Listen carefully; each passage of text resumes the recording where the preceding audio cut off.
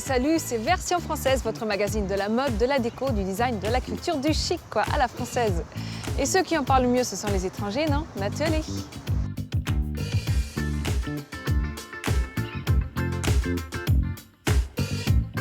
Le printemps, c'est un grand magasin et toute une histoire. Aujourd'hui, on oublie le shopping et on se plonge dans le roman de ce lieu incontournable. Cet homme passe sa vie dans les hôtels de luxe. Quelle chance! Jean-Philippe Nuel les transforme, les agences, les décors avec talent. Quand Version Française tourne le remake de Bienvenue chez les Ch'tis, ça donne une visite guidée, trendy et toujours sympathique de l'île.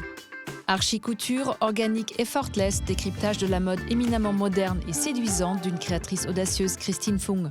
Mais tout de suite, point de vue, un regard affûté sur les nouveautés stylées de la semaine. Chic, Version Française, c'est maintenant.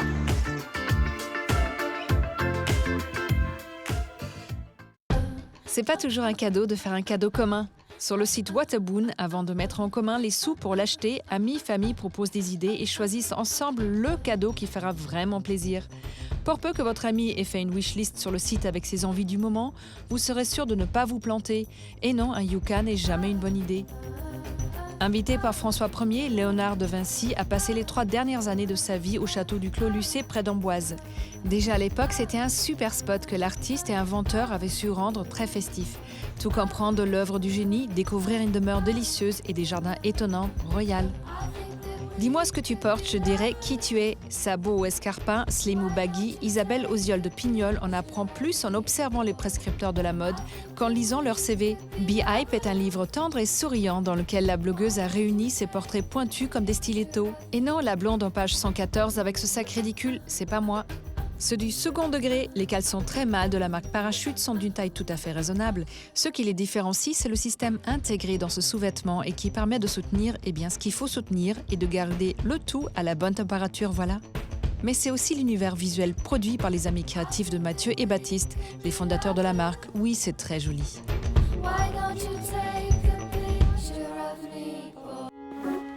Si vous levez le nez des rayons au printemps, vous découvrez la magnifique coupole. Et si vous nous suivez maintenant, c'est tous les autres trésors secrets et le savoir-faire de cette maison plus que centenaire que vous allez découvrir. Il est au cœur de Paris, il est imposant, il est inscrit au monument historique. Ses coupoles, ses vitrines, nous le connaissons tous, le printemps. Mais que se passe-t-il vraiment derrière ces façades pour faire du printemps un lieu d'exception? Nous avons rencontré les artisans de la maison. De l'extérieur, le premier contact que l'on a avec le magasin se fait au travers des vitrines. Un univers à part né de la créativité de David Molière. Sur les vitrines, on travaille environ 6 mois à l'avance, où on commence à créer les concepts qui vont être en vitrine.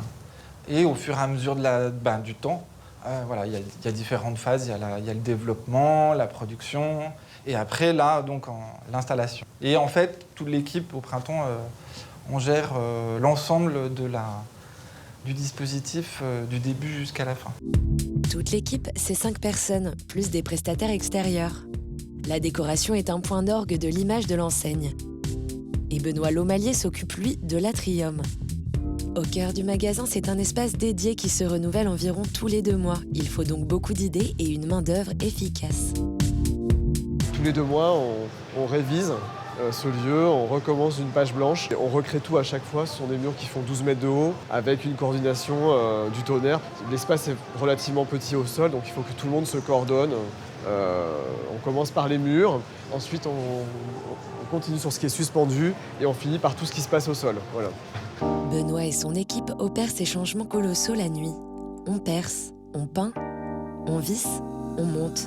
C'est comme dans un bel hôtel ou un palace, on arrive, on se réveille le matin, tout est différent de la veille en fait. C'est la même chose ici au printemps, on a vraiment cette idée de réserver des surprises à nos clients. Le printemps, c'est un lieu prestigieux, mais c'est aussi une histoire.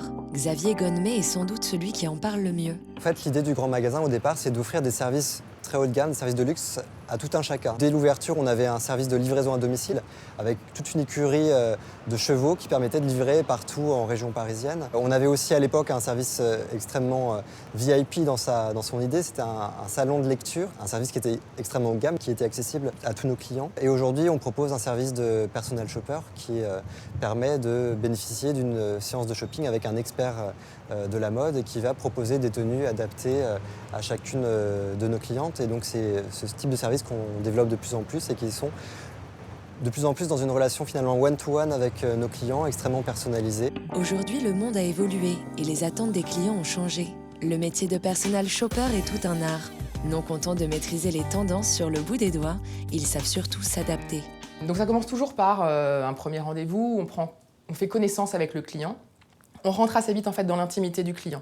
Donc il y a un lien qui va se créer et on essaye de leur faire vivre un moment d'exception et un moment, une expérience plus qu'un simple acte d'achat, que ce soit dans le magasin, avec des attentions qui peuvent être leur envoyer un chauffeur pour venir les chercher à leur hôtel ou dans leur pied-à-terre, les emmener vous visiter des ateliers d'exception, les emmener visiter des manufactures en Suisse, il y a des défilés de mode, on se déplace, on peut même aller à l'étranger, voir des clients pour leur présenter des pièces. On n'a pas de limite, on essaie toujours de surprendre le client et c'est vraiment la partie la plus intéressante, toujours les surprendre en leur faisant vivre des moments uniques, exceptionnels, très français, ou en tout cas on axe toujours ces moments-là sur le savoir-faire, l'artisanat. L'artisanat qui permet la création des pièces qu'on leur propose, mais surtout le mode de vie à la parisienne. Une fois qu'un client est connu, il peut s'en remettre au personal shopper, qui constituera une garde-robe en fonction de ses besoins et de ses goûts avec habileté. Quand elle vient à Paris ou quand elle fait une escale à Londres, ensuite Paris, elle arrive vraiment avec des tout petits bagages et elle repart avec des gros bagages. Donc ce qui se passe, c'est que ici elle a besoin d'avoir toutes les pièces dont elle aura besoin pendant son séjour. Elle me contacte, elle veut savoir quel temps il fait, donc par rapport à ça, moi aussi je sais que dans tant de jours elle va être à Londres, donc je vais optimiser pour des pièces qui seront confortables pendant cette période-là. Personal shopper, c'est un art, mais c'est aussi du sport. Ce sont aussi tous les artisans de ce grand magasin qui font du printemps un lieu magique.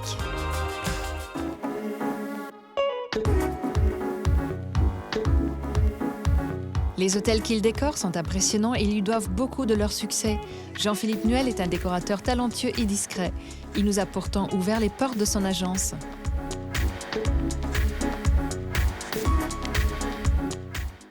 Jean-Philippe Nuel est un homme discret. Il est pourtant l'un des architectes les plus talentueux de notre époque. Attaché au respect du patrimoine, il a fait des projets d'hôtels de luxe sa principale activité, à l'instar du Radisson à Nantes ou du 5 Codet à Paris, qui en sont de beaux exemples.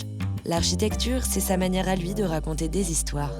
Un métier qu'il a choisi presque comme une évidence. J'ai toujours effectivement envisagé de faire ce métier pour différentes raisons, parce que je pense qu'on est toujours marqué par sa famille, et c'est vrai que dans ma famille, il y a plusieurs architectes. Mes parents s'intéressaient beaucoup à la décoration, donc j'ai baigné dans un environnement où il y avait par exemple tous les standards de l'architecture et du design des années 60 chez moi étant jeune. J'aimais aussi beaucoup dessiner. Et en même temps, jusqu'au bac, j'ai eu une approche plutôt scientifique. Et donc, c'était une profession, justement, qui pouvait réunir une certaine technicité, on va dire, et en même temps, un côté créatif. Et ces deux aspects me correspondaient bien. Dans son agence, en région parisienne, chaque jour pour Jean-Philippe Nuel, c'est le même rituel. J'ai fait une cellule avec l'escalier à l'arrière pour mieux se rendre compte. Ok, super. Il passe en revue les différents projets en cours avec ses équipes. Ok. Si aujourd'hui son agence compte 25 personnes, Jean-Philippe reste attaché à la conception. Le point de départ, c'est toujours lui et son coup de crayon qui le donne. Je suis très impliqué dans la conception de chaque projet. En fait, c'est plutôt après, quand le projet se passe bien, je suis peut-être un tout petit peu moins présent parce que c'est une mécanique de mise au point du projet. Mais par contre, la première phase, qui est la phase de conception, je suis extrêmement présent et c'est aussi le plaisir de mon métier, donc je veux pas le perdre. Et il n'y a pas de quoi s'ennuyer. Appartements, maisons, restaurants ou même boutiques, les projets développés ici sont divers. Mais ce que Jean-Philippe préfère, ce sont les hôtels, principalement de luxe, des projets qui ont pour lui un attrait bien particulier. En fait, ce qui est intéressant dans un hôtel, c'est que c'est un gros projet et qu'on conçoit un univers qui est un peu global, qui se déploie de différentes façons dans l'hôtel, dans un restaurant, dans les chambres. Mais c'est une conception, c'est une histoire générale qu'on va impacter sur un lieu et c'est le plus intéressant. Et il ne s'en lasse pas. Parmi ses derniers travaux, et pas des moindres, on compte des projets patrimoniaux de réhabilitation. Une expertise difficile à laquelle l'architecte tient beaucoup. La piscine Molitor à Paris, mais aussi l'Hôtel-Dieu de Marseille sont ainsi devenus des hôtels de luxe et s'attaquer à des monuments du patrimoine français, c'est toujours un défi. Quand on les transforme en hôtel, au début, les gens se disent « Oh, ça va être un hôtel de luxe, on va être dépossédé de notre patrimoine ». Par exemple, à Marseille, sur l'Hôtel Dieu, l'hôpital historique de la ville, il y a une très grande terrasse aujourd'hui qui a été créée et les Marseillais viennent même peut-être pour prendre un café, d'autres pour aller au restaurant. Et donc, tout d'un coup, ils se réapproprient ce lieu qui a été fermé pendant très longtemps. Vous avez une histoire ancienne, on la réinvente, mais on n'exclut pas, surtout, cette relation fondamentale qui existait entre ce bâtiment et les gens autour de ce bâtiment. Des projets variés qui permettent à Jean-Philippe de se renouveler sans cesse, sans perdre sa patte, afin d'écrire des histoires avec élégance et justesse. Souvent, un écrivain dit « j'écris toujours un nouveau roman, mais c'est toujours le même qui est derrière ». Donc je crois tout à fait à cette définition-là, c'est-à-dire qu'on ne peut pas se renier d'un projet à l'autre, mais j'aime bien être porté par le lieu et j'ai envie de raconter quelque chose de différent, d'écouter aussi un client différent. Maintenant, je pense qu'à travers les projets, et les clients me le disent, il y a quand même, de façon tout à fait involontaire, il y a un style, une approche. J'aime bien que les choses soient à leur place. Tout à l'heure, je faisais un rapprochement avec la littérature. Quand un texte est bien écrit, on a l'impression que chaque mot est à sa place. Et en fait, c'est aussi ce qu'on essaye de faire et ce que j'essaye de faire sur chacun des projets. Et ça fonctionne. À travers ses réalisations emblématiques, il nous raconte des histoires qui émerveillent. Et pour cet architecte passionné, la quête du projet parfait ne s'arrête jamais. Quand on me pose les questions de savoir quel a été le projet le plus ambitieux, quel serait ce que vous souhaitez, moi je fais souvent le parallèle avec des surfeurs, on attend la vague. Et la vague, c'est le projet parfait, c'est-à-dire un super lieu, un client avec qui on est en phase et on aura l'impression de pouvoir complètement s'exprimer. Donc voilà, quelques projets phares, mais je pense que ce qui est important, c'est d'avoir toujours le regard vers la ligne d'horizon, on va dire.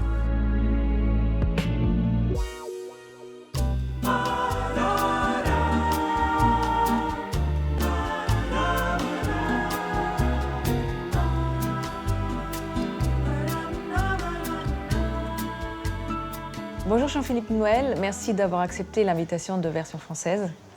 Bonjour. Alors si aujourd'hui à peu près 80% de votre activité tourne autour des grands hôtels de luxe, vous figurez beaucoup plus comme architecte d'intérieur qu'architecte. Pour vous, il est quand même important de savoir tout faire, architecte, designer, architecte d'intérieur, de maîtriser l'ensemble. Ça fait partie de mon propre plaisir à maîtriser le projet, parce qu'en fait, on travaille sur toutes les échelles du projet. Et en fait, quand on a un message à faire passer, de pouvoir jouer en fait sur toutes ces cordes, tous ces registres, on a l'impression qu'on va être plus clair finalement dans ce qu'on a envie de dire. Et puis en plus, on n'a pas l'impression d'être cantonné dans un registre trop serré. Donc c'est vrai que c'est un vrai plaisir de se promener sur l'intégralité des trois champs, architecture, architecte d'intérieur et design. Dans la réalité du projet, c'est assez difficile de maîtriser absolument tout. Donc c'est vrai qu'on travaille souvent en collaboration avec un architecte sur la réalisation du projet. Et de plus en plus, d'ailleurs, j'essaye de travailler en étroite collaboration avec l'architecte dès le départ. Et quand vous rénovez, donc quand vous transformez des bâtiments publics comme la piscine Molitor, le palais de justice à Nantes, est-ce que c'est toujours facile de garder cette partie d'histoire, de tradition et d'apporter de la modernité, de garder l'équilibre entre les deux ? C'est pas toujours facile. Pourquoi ? Parce que tout le monde n'a pas la même vision du patrimoine. En France, on a une vision un tout petit peu conservatrice, on va dire, du patrimoine. Enfin, pour moi, où le patrimoine est souvent un peu figé. Donc c'est une contrainte pour vous ? C'est une contrainte, mais quand on aborde un projet comme ça, j'essaye de jamais le voir comme une contrainte. J'essaye de le voir comme une opportunité. Et si on part de ce principe-là, c'est réellement une opportunité. Parce qu'en fait, dans tous ces projets, on s'aperçoit qu'on crée des lieux plus atypiques, avec plus de richesse architecturale que dans un lieu qui est créé aujourd'hui. Pourquoi ? Parce qu'aujourd'hui, on obéit à tellement de normes, de règles, d'objectifs financiers, qu'on a rarement des grands volumes, des choses nouvelles, différentes. Quand vous êtes à Molitor, vous avez des couloirs où les chambres sont que d'un côté, et de l'autre côté, vous voyez toutes les serres d'Auteuil, vous voyez tout Paris. Aucun hôtel qui se construit aujourd'hui propose ce schéma-là. À Nantes, par exemple, la salle des pas perdus du tribunal qui devient le lobby de l'hôtel. Ça, plus personne ne veut faire ça, parce qu'aujourd'hui, il faut être développement durable, donc il faut chauffer avec le minimum d'énergie, et ainsi de suite. Donc, d'ailleurs, je ne remets pas en cause ça, mais le problème, c'est que le cumul de toutes ces normes fait qu'on arrive à des choses qui sont un peu plus aseptisées. Et le paradoxe, c'est que finalement, ces bâtiments historiques, ces bâtiments existants, offre finalement plus souvent de liberté architecturale et d'émotion architecturale que dans quelque chose de neuf. Et est-ce que c'est vrai que quand vous avez terminé un chantier, notamment des hôtels, vous dormez toujours 1 ou 2 nuits dedans et puis à la fin, vous avez parfois du mal à le rendre, ce chantier? Je dors presque toujours dans les hôtels que je fais. C'est pas très confortable parce qu'à ce moment-là, on a une vision assez critique de notre travail. On voit des tas de détails qui ne vont pas tout à fait. Après, je pense que c'est commun à tous les architectes, c'est-à-dire qu'un projet, c'est un bébé. On l'a fait naître, on l'a vu grandir, et d'un seul coup, on le confie à quelqu'un d'autre. Et finalement, le plus douloureux, c'est de revenir quelques années plus tard. Peut-être que le personnel a changé et finalement, on n'est même pas reconnu. On est traité bonjour monsieur comme quelqu'un tout à fait, un visiteur tout à fait normal. Et ça fait une petite pointe, on va dire, mais bon, ça fait partie aussi de ce travail. C'est la règle du jeu. Alors, est-ce qu'il y a des couleurs, des matières qui reviennent souvent dans vos créations? Je suis assez... je fais attention à la couleur parce que je trouve qu'elle est souvent trop liée au mode. Donc j'aime que la couleur soit plutôt une ponctuation qu'un fond de projet. Parce que quoi qu'on en dise, c'est vrai qu'on est marqué, on est trop marqué par la mode en matière de coloration. Et justement, vous essayez d'être plus intemporel J'essaye d'être plus intemporel, mais je pense que c'est aussi par goût personnel. Après, les matériaux, j'aime les matériaux qui ne sont pas pervertis. Si on met du métal, pourquoi pas? Si on met du bois, ça doit ressembler à du bois. Donc de retrouver un peu la quintessence du matériau, ça lui donne une noblesse. Et on peut faire avec tous les matériaux, on peut faire quelque chose de luxueux, entre guillemets, sans être ostentatoire. C'est vrai que j'aime pas trop les choses trop ostentatoires. Merci beaucoup, Jean-Philippe Noël. Merci.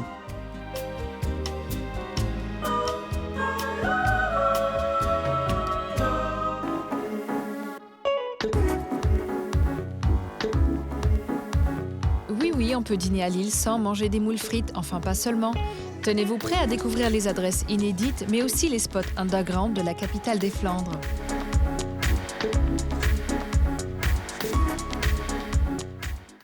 Lille est une commune du nord de la France. Surnommée la capitale des Flandres, elle occupe le 4e rang des villes de l'Hexagone par sa population.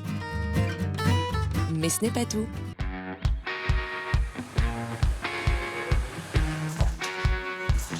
Amandine Laxevenier est styliste. Elle vit et travaille à Lille. Aujourd'hui, elle sera notre guide à travers la ville et poussera pour nous les portes de ses endroits préférés. Il y a 3 ans, j'ai cofondé la marque House of Vice avec Aurélien Durand. House of Vice, c'est une marque de prêt-à-porter d'accessoires basés sur le cuir, qui est notre matière de prédilection. Aurélien et moi, quand on crée, on va d'abord un peu travailler la matière en la mélangeant avec d'autres matières ou d'autres produits, par exemple. Parfois, il y a un accident et en général, c'est ce qu'on va trouver d'intéressant parce qu'il n'était pas prévu à la base.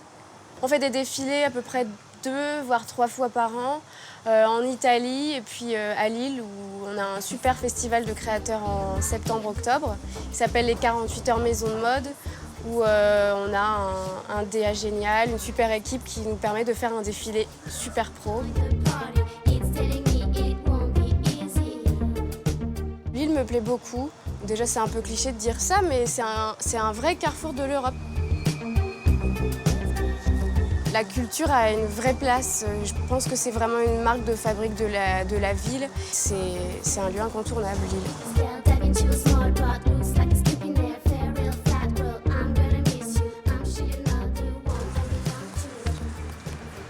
Bon, c'est l'heure de déjeuner, alors je vous emmène dans mon resto-taille préféré, qui s'appelle Madame Yum Yum. Direction maintenant le centre-ville de Lille, rue des Arts précisément, où ce restaurant thaï a ouvert ses portes.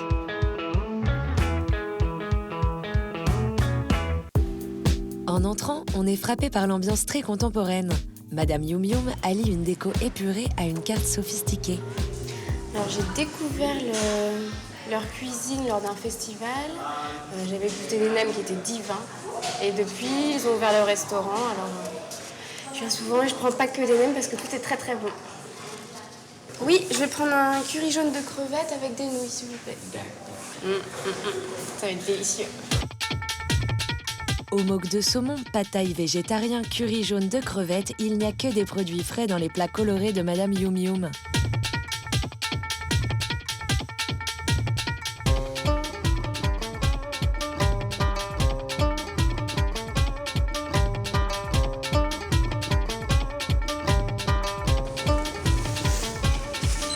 C'était excellent. Moi, je vais vous montrer un endroit que j'adore dans le Vieux-Lille. Après le plaisir gustatif, place au plaisir des yeux. Et à Lille, ça se passe dans la rue des Chats Bossus, qui, comme son nom ne l'indique pas, est une rue commerçante. Alors ici, on est dans une boutique de bijoux que j'adore dans le Vieux-Lille. J'adore les couleurs de la boutique et l'odeur. Et puis un jour, je me suis dit que je pourrais me servir de ces bijoux pour accessoiriser mes collections. Et je pense que je vais le garder pour moi. Ça claque. C'est mon côté Sissi. À quelques pas du centre-ville coule le fleuve Lescaut. Et c'est là que se trouve le haut lieu de l'underground rock lillois. Là, on est en plein cœur de Lille, sur une péniche, qui est en fait une salle de concert. Ça s'appelle La Péniche. Alors ici, ce que j'aime bien, c'est le côté intimiste, bas de plafond, un peu confiné. Plus particulièrement, j'aime beaucoup la programmation aussi de La Péniche. Plutôt rock, alternatif, indépendant. En tout cas, c'est un bon compromis entre un bar et une salle de concert, en fait. Voilà, j'étais ravie de passer ce moment avec vous. J'espère vous avoir donné envie de visiter Lille. À bientôt.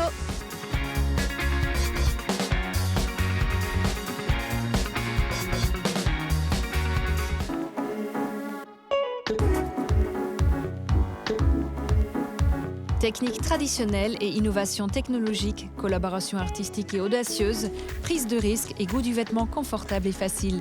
La créatrice Christine Fung défriche de nouveaux territoires, exploration. Christine Fung, c'est elle. Une jeune créatrice de mode pressée qui a toujours plein de choses à faire et qui court partout. Mais on a quand même réussi à la voir un peu pour nous. Je m'appelle Christine Fung, je suis créatrice de mode, j'ai monté ma marque il y a 5 ans et j'en suis à ma 9e collection. Sa propre marque. Après avoir travaillé pour les plus grands, elle a fait ses armes chez Dior, Chloé, Lacoste ou Vanessa Bruno. Je m'étais donné en sortant de l'école, à l'âge de 24 ans, le défi d'essayer de lancer ma marque avant 10 ans, enfin avant 34 ans. Et à 32 ans, je me suis dit, bon, c'est maintenant, il faut y aller. Et elle y est allée. Attirée par le design de mode et nourrie par ses études d'art, Christine élabore rapidement un style à part, dont les mots-clés sont archi-couture, digital et organique. Des vêtements effortless conçus pour accompagner une femme dans les multiples étapes de sa journée. Un style qui mêle techniques traditionnelles de haute couture, code du sportswear et modernité des couleurs et des volumes. Et une approche presque technologique du textile qui l'amène à expérimenter la dentelle, injectée de silicone ou le travail de la plume. Car pour Christine, la matière est au cœur de la création. Le travail sur la matière est pour moi fondamental parce que c'est un travail organique, proche de la peau et ça va être l'émanation de la profondeur. À l'origine de chaque nouvelle collection, une histoire. Quand je travaille sur une nouvelle collection, à chaque fois je construis un moodboard. Donc un moodboard, c'est un tableau de recherche iconographique et je raconte une histoire qui va être souvent l'histoire d'une femme à qui il arrive quelque chose, donc dans la nature ou une forme d'accident ou une forme de voyage sensoriel. Et j'ai notamment pu explorer l'histoire d'une femme qui fait du vélo sur un volcan. Et donc c'était une manière d'essayer d'hybrider les poids du cyclisme et le orange de la lave et de travailler sur ces textures voilà, très, très volcaniques. Ça a pu être aussi l'histoire d'une femme tombée au fond d'une mine de diamants rouges. Et pour chaque nouvelle collection, une couleur clé. Pour les 2 dernières, elle s'est associée avec 2 artistes contemporains et a choisi de les présenter dans une galerie. Aujourd'hui, c'est le vernissage et la foule est au rendez-vous.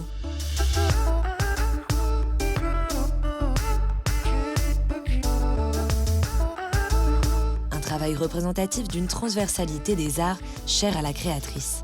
L'interdisciplinarité est quelque chose de très important dans mon travail. C'est pour ça que dans cette exposition, vous avez pu voir une installation d'architecte, une structure miroir et aussi une installation d'un musicien artiste qui s'appelle Charles Carmignac, qui a fait un néon qui se lit dans les 2 sens.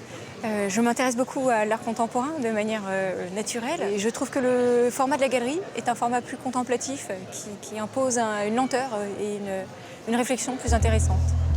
Pour sa toute dernière collection présentée en avant-première, elle s'est inspirée de peintures de Mathieu Mercier, communément appelées les diamants, pour lesquels elle a joué avec les couleurs, les échelles et les angles.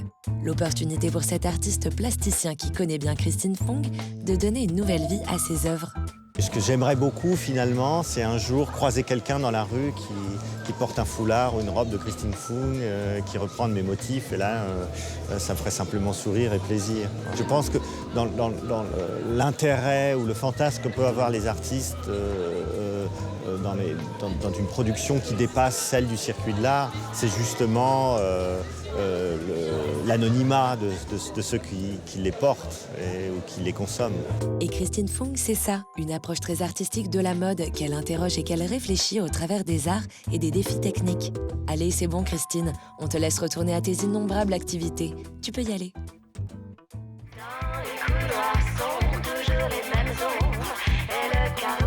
Version française est déjà finie, mais soyez chic toujours et retrouvez-nous la semaine prochaine. Bye!